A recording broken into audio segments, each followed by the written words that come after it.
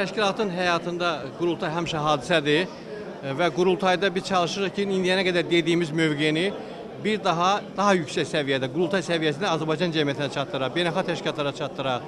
Bu günləri qurultayda biz həm beynəlxalq birliyə müraciətlərimiz olacaq, nəzarətdə olur, eyni zamanda bəyanat qəbul olunacaq, qətnamə və ümumi mövqeyimiz əksini tapacaqdır. Yəni mövqeyimiz ondan ibarətdir ki, Azərbaycan cəmiyyəti artıq başa düşür ki, böyük əksəriyyət başa düşür ki, Qarabağ məsələsinin danışıqlar yolundan, sülh yolunun həlli yoxdur. Ancaq müharibə, hərb olmalıdır. Biz istəyirik ki, bu günləri bu mesajı qurultay səviyyəsində Azərbaycan cəmiyyətinə çatdırır və beynəlxalq birlikdə bilsin ki, Azərbaycan xalqı müharibə tələb edir. Başqa yolumuz yoxdur. Ben Emel Süpürür, Karabağ Azadlık Teşkilatı Türkiye temsilcisiyim.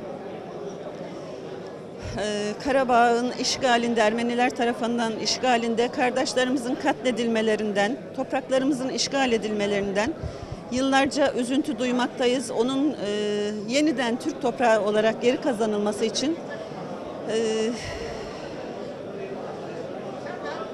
ne yapılabilir, neler yapılabilir, nasıl bir savaş vermemiz gerekir? Bunun telaşı içindeyiz. Bunu fikirleşiyoruz. Yaptığımız çalışmalar bize göre hala yetersizdir. O topraklar geri alınmadığı sürece huzurumuz yok, uykumuz yok. Ne diyeceğimi bilemiyorum.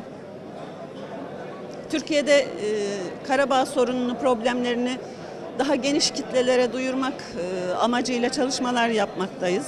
Konferanslar düzenlemekteyiz. Burada olmaktan, sizlerle birlikte olmaktan gurur duyuyorum.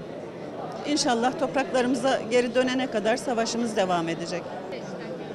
Hər halda Qarabağ Azadlıq Təşkilatı faydalı bir təşkilatdır. O baxımdan ki, Azərbaycan cəmiyyətinin Qarabağla bağlı mübarizə hissinin ölməməsi, Azərbaycan cəmiyyətinin dirəniş göstərmə istəyinin olmasını ortaya qoyan bir təşkilatdır və bu baxımdan da çox faydalı işlər də görürlər. Xüsusilə də təkcə hansısa bir kütləvi aksiyalarla kifayətlənmirlər.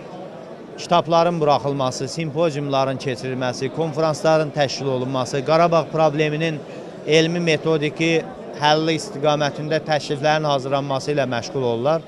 Bütün bu istiqamətdə hər tərəfli fəaliyyətə görə mən hesab edirəm ki, bütün Azərbaycan cəmiyyəti bu təşkilata dəstək verməlidir və bir çox hallarda da daha rasional bir düşüncə ilə hərəkət edirlər. Yəni qarşı durmaya çox ciddi şəkildə getmədən ölkənin əsas problemi, ağrılı problemini gündəmdə saxlamağı bacarırlar. Ona görə də bu qurultayda da iştirakımız bu təşkilata olan sayğı ilə bağlıdır.